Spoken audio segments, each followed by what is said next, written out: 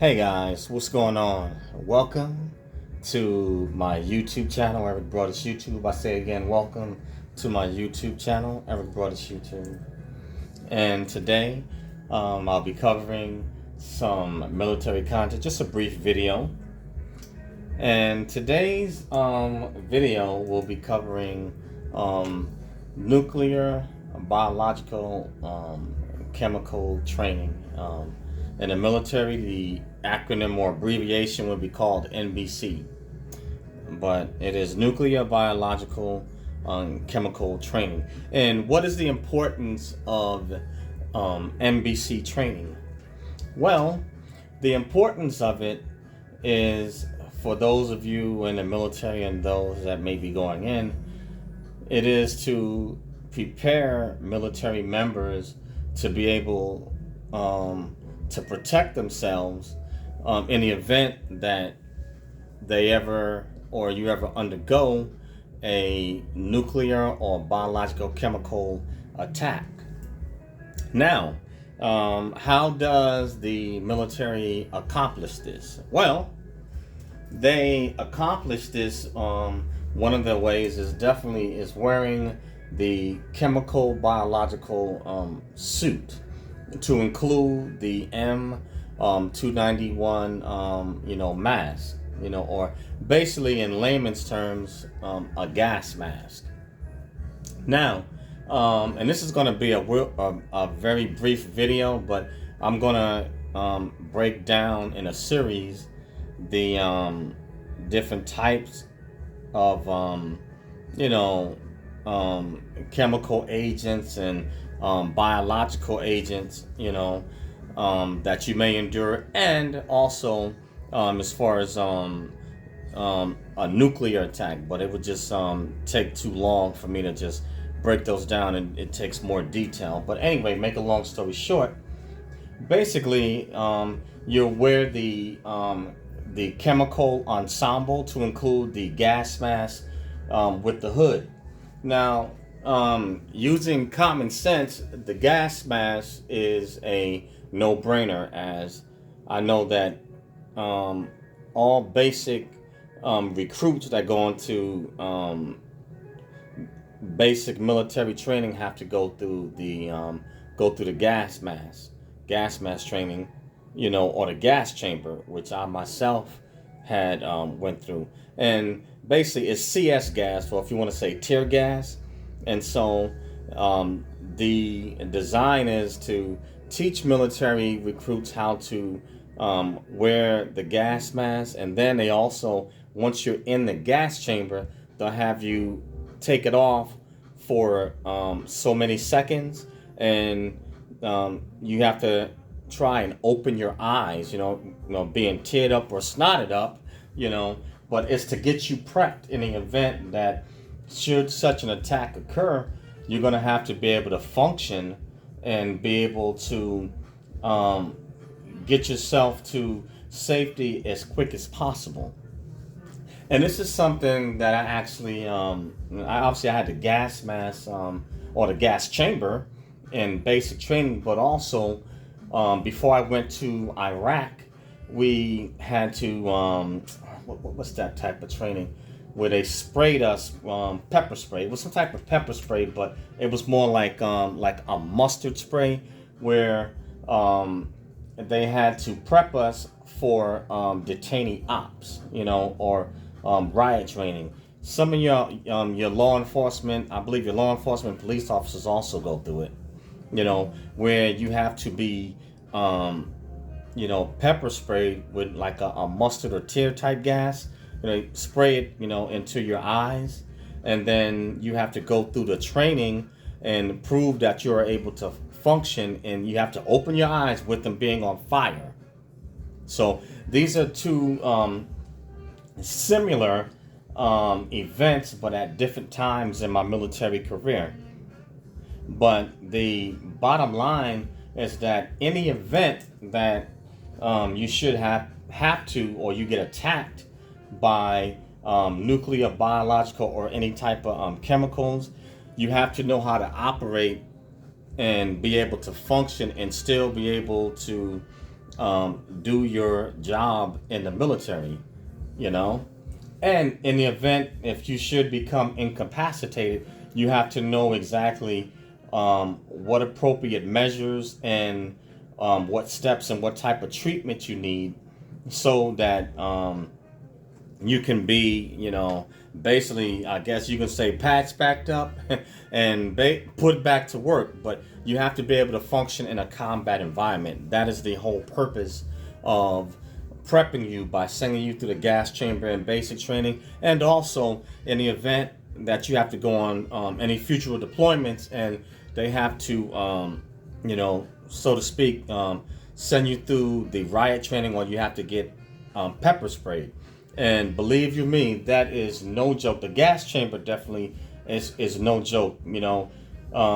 When you have to take that mask off and sit in that gas chamber, and then also have to be able to don that mask. When I say don a gas mask, that means to put on the gas mask properly with a proper seal. And I'll deal with that, like I said, in another part of training. But I'm going to simplify this. Basically, when going through the gas chamber, the object is for you to be able to function. And so that means that once you head into that gas chamber, there's a certain amount of time that you have to hold your breath and get that gas mask on. I believe, from what I remember, the time might be ideally might be 9 seconds, 9 to 15 seconds, because normally if you're any longer than that, then pretty much your eyes are on fire, you're tearing up, your lungs are burning and they're on fire, your nose. What happens is that your mucous membranes, begin to build up a lot of mucus, and you can almost drown through your lungs if you don't get that gas mask, on in time. But that is the purpose. And believe you me, it does burn. It does burn. And what the instructor will basically seek to do is try to keep the recruit in there, until the appropriate time. Now, obviously, if the recruit can't get that, get a proper seal or get the gas mask on time, then obviously they're gonna bring you out, because they don't want you getting damaged, and you're gonna need, oxygen. But the goal is to get you to be able to function up under that while your lungs, eyes, and everything is burning like that, and to get that gas mask on, get in and get out. The faster you get the gas mask on with a proper seal, the quicker you get out. But that's the purpose of it, to simulate and give you an idea of what it would be like should we get hit, with a chemical attack. And there's definitely obviously with the biological and chemical, you have different types of agents. With nuclear, I mean, you talking about radiation and skin being, basically you be singed to a crisp. But I'll break that down in more detail. But the basic core is for you to know how to put the gas mask on, and also how to put your PPE, your protective equipment on, your chemical suit, and the biggest thing with the chemical suit, what makes that PPE so important, or protective equipment so important, is the charcoal that is in the suit. The charcoal is what is lined in the suit, and what is absorbs any chemicals and biological agents that come through. That is what keeps you protected. Without that charcoal in there, basically, I don't know how many days the suit would last without the charcoal, but with charcoal in the suit, it should last something like, I believe, I think 21 days, and then after that, it goes down to 14, and then 7, and then without charcoal, the regular protective suit, I think it may last you a couple of days before the chemical and biological agents begin to get through and begin to affect you and eat away at your body, or your skin. But that is what it is designed for, to prep you and teach you how to appropriately put on a gas mask with a proper seal, and also don your protective suit or equipment to protect your body and your organs. And I'm telling you, some of those chemical and biological agents, they are nasty. And like I said, nuclear, forget about it. Nuclear, I mean, that's like a instant. You'd have everything from vomiting, teeth, hair instantly falling out, radiation, skin melting off. So this stuff is something to be taken seriously. And the reason why I'm bringing up this information now is because obviously, if you guys haven't heard, and I know for the military people, I'm quite sure you guys are already on alert, but for civilians, Putin has threatened, to basically bomb, hit New York City and the United States with major cities with nuclear weapons, and also Europe. And so they've had signs put up, and they did a video, a public service announcement in New York City, telling New York City residents what to do in case of a nuclear attack. And then they've been putting up particular signs in malls throughout the United States on what to do in case of a nuclear attack. So that is the reason why I'm bringing up this video, because this is applicable for civilians also. So if you want to learn how to appropriately wear a gas mask, and also how to put on protective equipment, it is also good for civilians also to learn this in the case, God forbid, of such an emergency. But you would also learn how to properly wear this gear, and also put it on your kids or your family members, because things are getting pretty crazy, and you never know, what may happen, or what type of terrorist attack that could occur. But it's always good to be prepared and have the gear ready, and also be knowledgeable and know exactly, know how to wear it. But that is the purpose of it, nuclear, biological, and chemical training. And I will continue with this. I'm going to do a series on this, and I'm going to include everything from the different types of chemical agents, in terms of with nuclear, biological agents, and also the different military MOP levels, and MOP levels, should a nuclear or any chemical or biological attack be happen in the United States, or wherever you may be a foreigner listening to this in your particular country.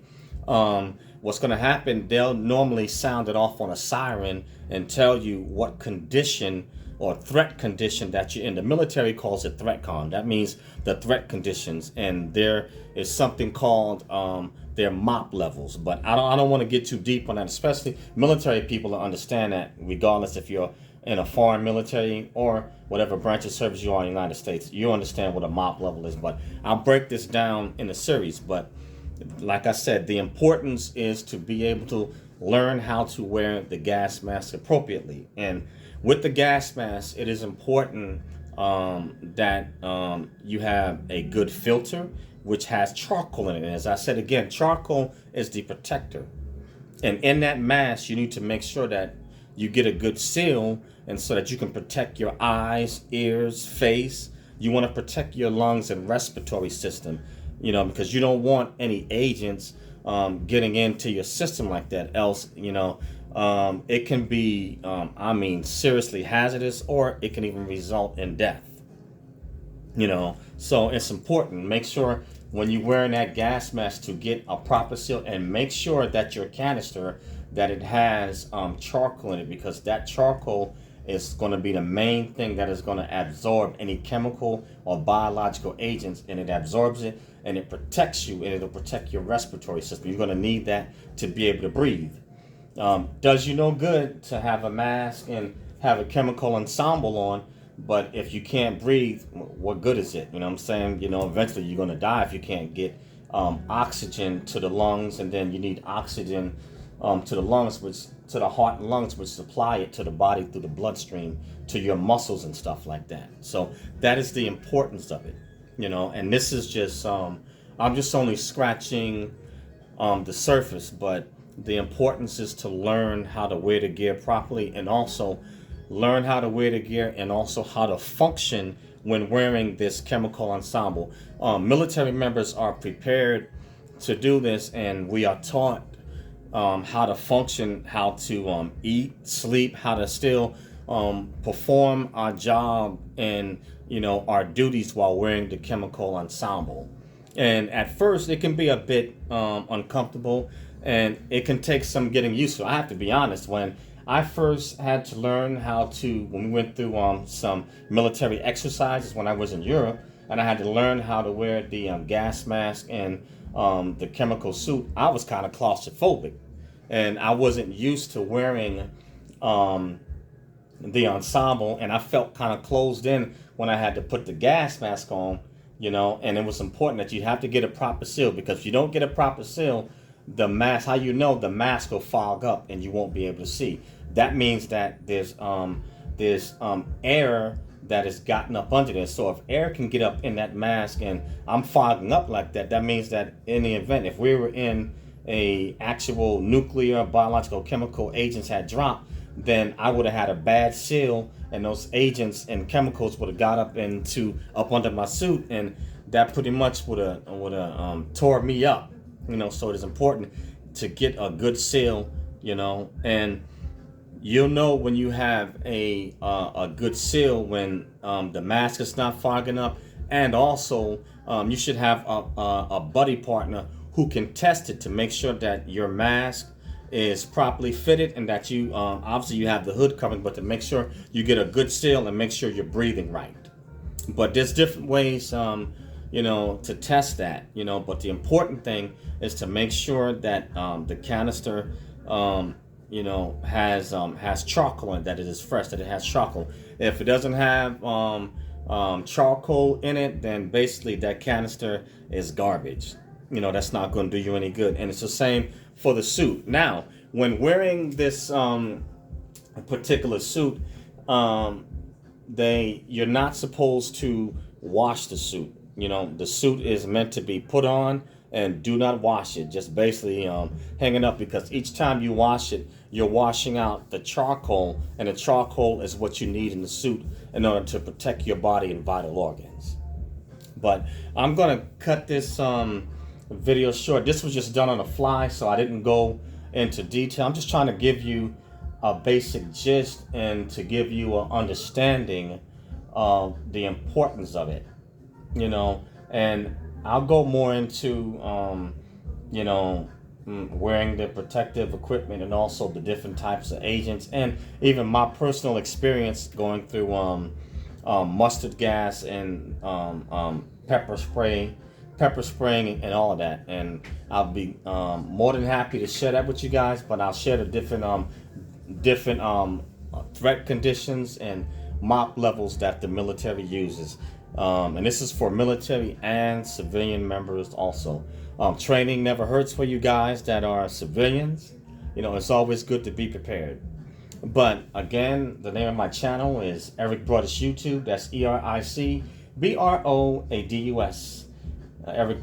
Eric Broadus YouTube. So you can find me on YouTube. And I also have a podcast called Snack Thoughts. And my podcast Snack Thoughts can be found on Anchor, Acast, Spotify, Spreaker, Radio PBM, Google Podcasts, iHeartRadio, and SoundCloud, and iTunes, and a host of other social media platforms. And lastly, I'm teaching courses on Skillshare on how to succeed in the military, leadership, cultural diversity, and a host of other topics. So please join the class at Skillshare, and the link will be left in the description of this video. But please, guys, smash the like button to like the video. If you don't like it, hit the unlike button. Leave a comment. Love to dialogue with you. And smash that bell to become a subscriber. But share Eric Broadus YouTube and Snack Thoughts. But that's all I have on this one. But this is NBC training, nuclear, biological, and chemical warfare training, guys. And this is the first of a series, and I'll begin to break this stuff in detail, break this down to you so that you can understand what to do in the event that we are hit by such an attack. All right, guys, that's all I have on this one. Thanks, guys. Listen, thank you to all my subs. Peace out. See you on the next one. Later.